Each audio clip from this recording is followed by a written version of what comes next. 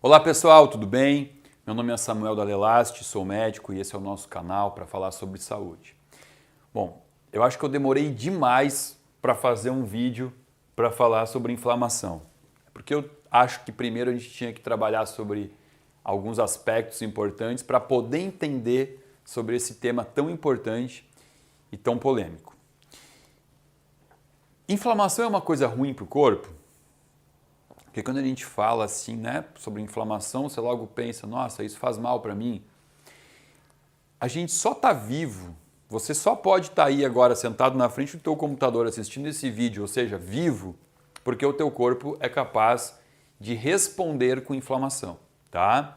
Sempre que você é agredido de certa forma, ou por fora do corpo, né, um corte, um espinho que entrou no teu dedo, ou por dentro, o corpo vai te defender gerando uma resposta inflamatória. Por exemplo, quando você enfia uma felpinha, um espinho, né, uma madeirinha no dedo, o que vai acontecer? Vai gerar ao redor dessa felpa um pus, você vai ver que tem uma bolinha branca de pus, e esse pus vai começar a expulsar essa felpa para fora do corpo, até que você consiga pegar com o dedo e arrancar. Isso foi a inflamação tentando te defender. Quando você é agredido por um antígeno, um vírus, uma bactéria, o teu corpo vai gerar uma resposta inflamatória para te defender. E uma resposta inflamatória sempre vai trazer algum dano para o corpo, sim. É um estresse para o corpo. Mas que quando isso é feito em pequenos eventos e com tempo limitado, o nosso corpo também tem todo um sistema de reparo que vai nos defender contra o que a inflamação gerou, né? A inflamação gera um aumento de estresse oxidativo e a gente já fez um vídeo aí falando sobre estresse oxidativo. Mas, após você cessar essa resposta inflamatória, o corpo se reconstrói dos danos causados pelo estresse oxidativo, ok? Bom, então inflamação não é uma coisa ruim, é uma coisa necessária para o corpo. Qual é o grande problema? É quando você tem uma inflamação que se perpetua, que se cronifica. Por exemplo, você passa a ingerir alimentos tóxicos para o teu corpo. Você come todos os dias alimentos com excesso de açúcar. Açúcar é muito inflamatório para o corpo. Produz excesso de insulina e a insulina, que é um hormônio muito bom para o corpo, no excesso ela se transforma em algo inflamatório. Quando você come glutamato monossódico, presente em praticamente todos os embutidos, glutamato é inflamatório. Bom, tem uma lista absurda de produtos químicos que vão inflamando você, tá? Então você passou a ingerir todos os dias esse tipo de alimento e você passou a danificar tecidos, né? Você está danificando o tecido endotelial das tuas artérias, está danificando células. O que o teu corpo vai fazer? Ele vai ativar a cascata inflamatória de modo a tentar regenerar você, recuperar você. A gente consegue identificar se você está com essa ativação de cascata inflamatória através de algumas proteínas de fase aguda. Uma que eu gosto muito de usar no meu consultório é a proteína C reativa ultrassensível. Não é a proteína C reativa, a proteína C reativa ultrassensível. Outro que a gente pode usar é o fibrinogênio.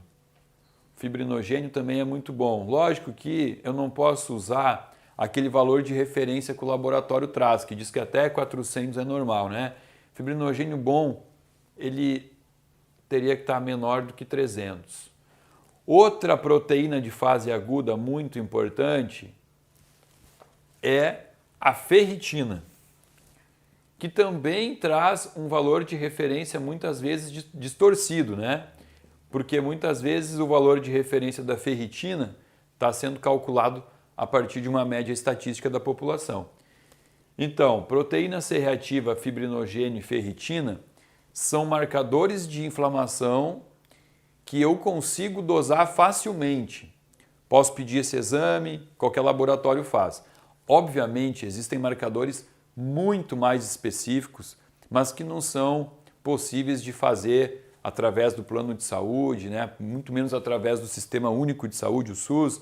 São exames que você tem que pagar particular. Tem um exame muito bom que chama inflamograma, que ele é capaz de dosar a fosfolipase A2, que é uma enzima que ativa os fosfolipídios da membrana celular, começando aí uma baita de uma resposta inflamatória que não é nem um pouco interessante para o corpo. Mas enfim, a ideia não é também ensinar como identificar a inflamação, é entender o que a inflamação é capaz de gerar no corpo.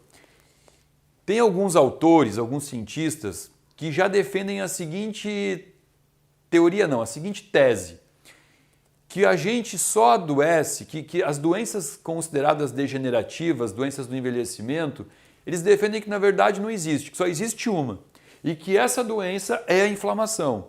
E que uma vez que você tenha essa inflamação no corpo, você vai gerar sintomas dependendo da suscetibilidade dos teus tecidos. Ou seja, pessoas com maior suscetibilidade de doenças no cérebro, uma vez que tenham essa inflamação vigente, vão manifestar sintomas como Parkinson, como Alzheimer. Agora, se você tem maior suscetibilidade na mama, a inflamação é o que vai estar nutrindo um câncer de mama. Se a suscetibilidade for na próstata, essa inflamação vai estar gerando uma hiperplasia benigna de próstata ou um câncer de próstata. Isso depende muito do quê? Depende muito da genética, que a gente sabe que sim é importante, mas que não determina tudo, né? A genética ela representa apenas 20% em relação às doenças e os outros 80% são realmente os fatores ambientais. Lá no início do canal, um dos primeiros vídeos postados, eu falo sobre epigenética, que fala muito sobre isso. Então entender que sim, que 20% é a genética e que a partir dessa genética, ou seja, dessa suscetibilidade, a inflamação vai agir de forma a inflamar, a degenerar, a oxidar alguns tecidos. E a partir disso você pode desenvolver esclerose, você pode desenvolver N tipos de câncer, infarto, o diabetes é uma doença inflamatória, o diabetes tipo 2 é uma doença inflamatória que você consegue reverter, você consegue curar, diminui a inflamação, tira o tecido adiposo visceral, você consegue reverter. Uma doença que muitas pessoas optam por tomar um remédio para o resto da vida, né? Um glifage, lá, um glibenclamida, para o resto da vida, sendo que podiam tratar a inflamação e curar essa doença. Então, a gente tem que entender, primeiro, que essa inflamação que eu falei até agora, ela pode muitas vezes ser de caráter silencioso. Aliás, a maioria das vezes é de caráter silencioso. O que a gente chama de inflamação subclínica.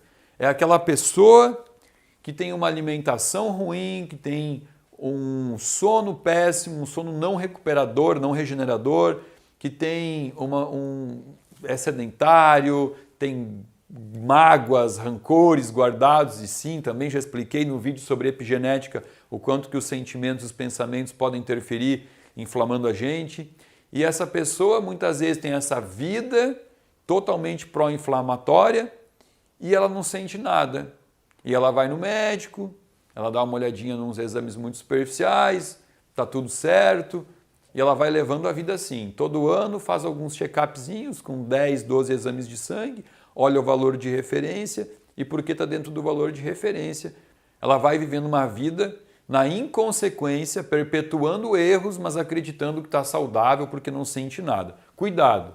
A inflamação subclínica ou inflamação silenciosa é sim uma doença e pode ser muitas vezes o gatilho para você manifestar sintomas que podem tirar completamente essa qualidade de vida. Ok? Então essa é a dica de hoje. Se você gostou do vídeo, dá um clique, compartilha, se inscreva no canal. Muito obrigado!